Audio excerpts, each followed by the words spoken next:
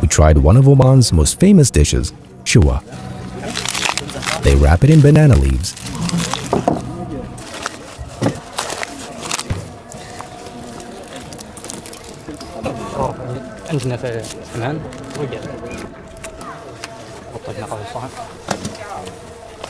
And bury it underground in a traditional oven for 24 hours. This is the shua, underground. Something's moving. I found the treasure. Oh.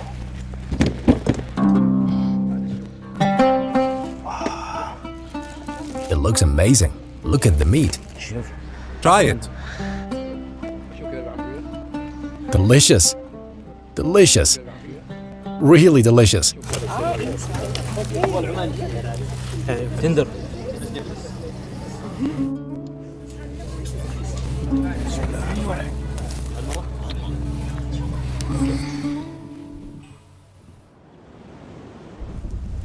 Now let's talk about the nature in Oman.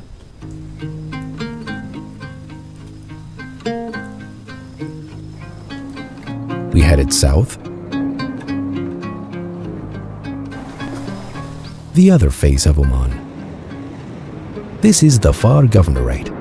We came here to learn about their culture. Are you from the mountains? Yes, from the mountains.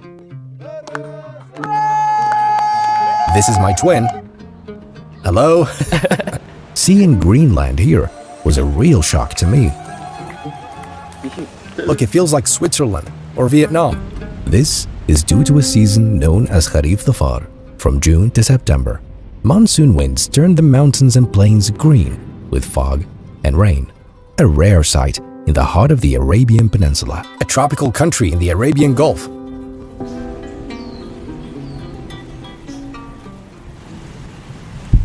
Mountains and desert, and stunning nature, where cows and camels share the same land. You look so beautiful. How are you? This is the Omani kufiya. We're gonna wear Omani clothing. This is nice as well. Look at all those bananas, locally grown and sold here. This entire street is filled with the strangest kinds of fruit. We're not in Ecuador or the Philippines. We're in an Arabian Gulf country. They aren't imported. They come straight from local farms. You feel like you're in Bali. These are all local fruits. Because the weather here is tropical. They even have coconuts.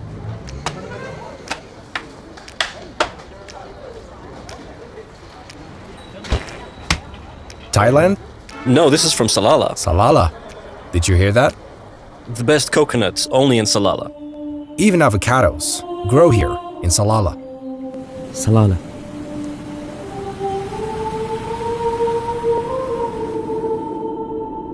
Now we're going to meet the rural tribes. Traditions, weddings, and daily life deeply tied to the land. What's most surprising is that some of them speak ancient Semitic languages, not Arabic, languages still alive today. This isn't Arabic. This is the language of the mountain people spoken only here in Dhofar, Oman. God bless you. God bless you all. Yes, we're famous for Mutabi and our meat drying techniques. Mutabi is meat cooked on hot stones. But this one is cooked on wood. No, this is Mutabi, as you can see. This other method is called Mutabi, drying meat the old way. Back in the day, there were no refrigerators. So to preserve meat, you had to dry it until all blood was gone and it became dry almost like sticks. You can eat it dried. Assalamu alaikum. Hello. We're now inside one of the old houses and you can notice the traditional construction methods. The old construction is shaped like a spider. The columns and beams are assembled together in the form of... Like a spider, yes. Yes, that's the old building style. As you can see, dairy products are made. Milk is used to make yogurt, ghee, jitha, and so on. Nowadays, they also make cheese from it. This is the traditional way of producing yogurt and ghee, by churning the milk after it has fermented, like this. These are the traditional dishes, all made from seasonal crops. Only in rural areas? Among rural communities, yes. Though some dishes overlap with city food through barter, because we take seasonal crops to the city and trade them for other goods.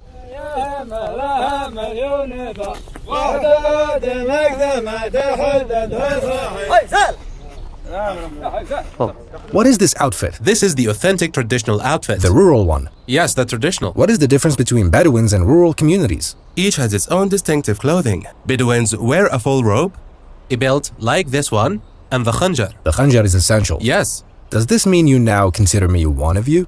of course. God bless you.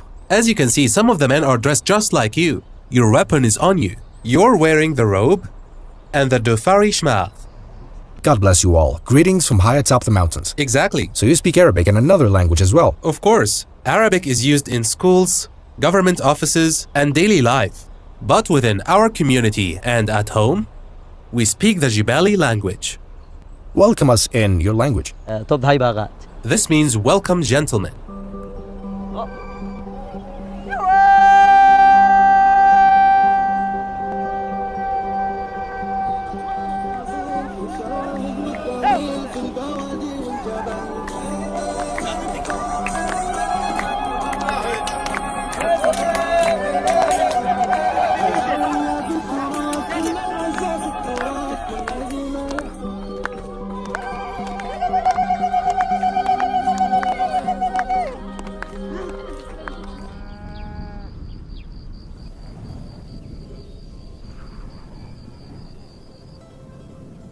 So these are the traditions. Yes. In the Dhofar Governorate. We'll now leave the mosque and head to the house where they'll perform a small wedding procession for me. Is it time for congratulations? Congratulations.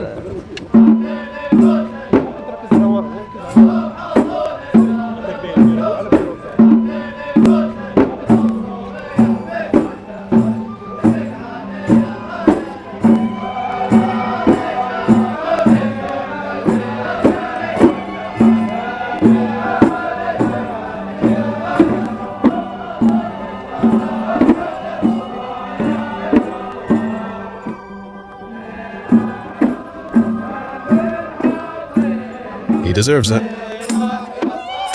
Congratulations. Thank you. Congratulations, groom. Thank you. Thank you. A country full of wonders, art, and culture. Yet so many people know nothing about it.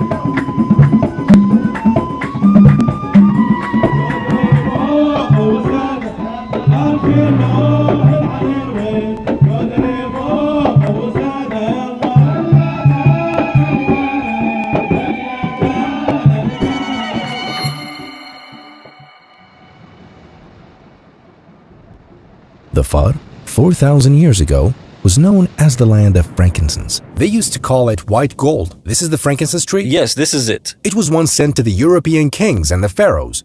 Yes, to Greek, Egyptian, Chinese, and Indian civilizations. Do you see this substance? It's frankincense from the frankincense tree. It's the base for the world's most luxurious perfumes, incense, creams, and even chewing gum. Incredible. All of this from one tree. A precious substance that changed trade routes and connected this land to the great civilizations of the ancient world. The Greeks and Romans wrote about it, and trade ships passed through here on their way to India and East Africa. The sap of the tree dries and becomes this.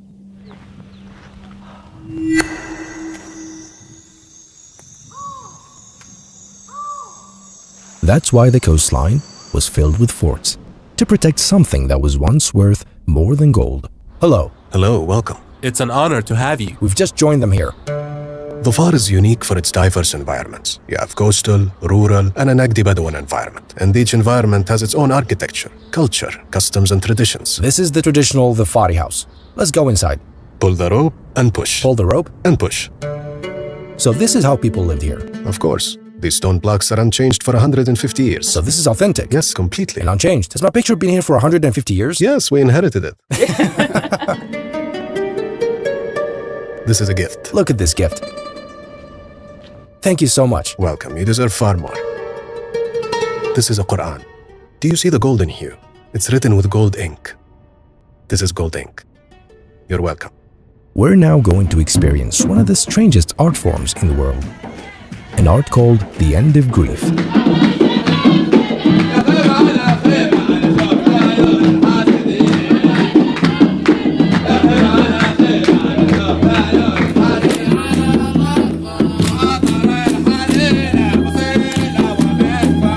Each region has its own wedding traditions. The diversity here is amazing. Dances vary from one region to another. You asked me about the most beautiful art. This is the art that these women graciously will perform to you.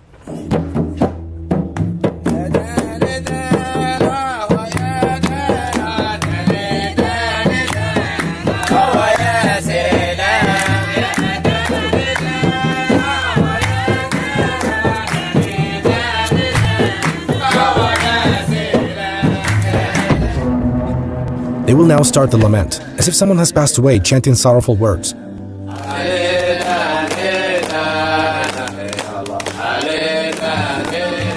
This is one of the most extraordinary art forms found here. It's called Eldan, an art form marking the end of a family's mourning. Tell us more about it. In the past, when a family member died, the family would grieve for many years. No celebrations, no weddings, no holidays.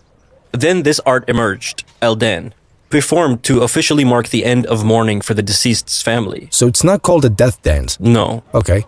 Hedan, hedan, hedana, hedan, hedan, hedana, hedan, hedan, hedana, hedan, hedana, hedan, hedan, hedana, hedan, hedan, hedana,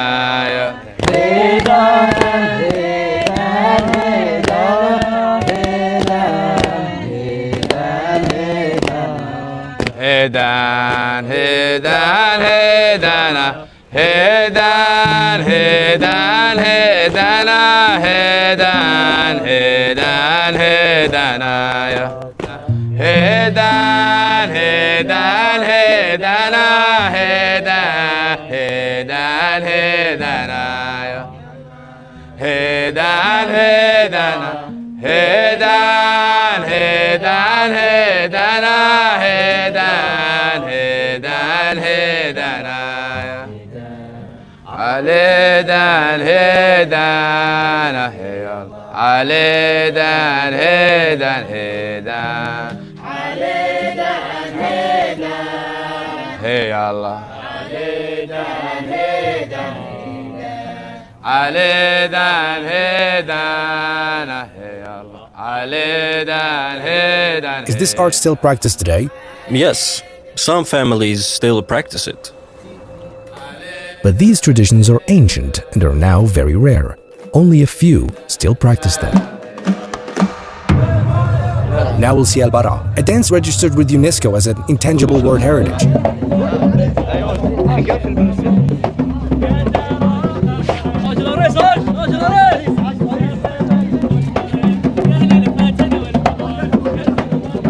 Congrats, groom!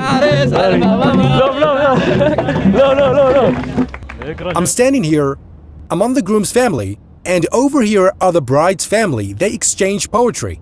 And I'm the groom here.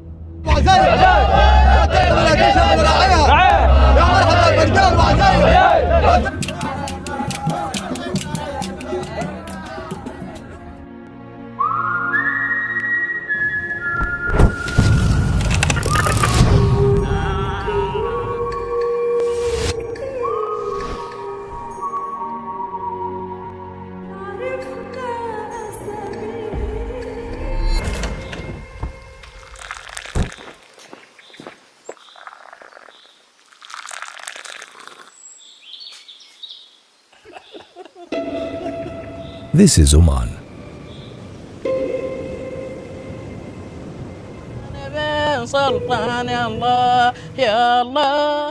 Peaceful towns that cautiously step into the noise of the modern world, holding tightly to their privacy, heritage, and culture. But more beautiful than the landscape and the history are the Omani people themselves. They're among the kindest people in the world, known for their generosity, hospitality, and genuine warmth of heart.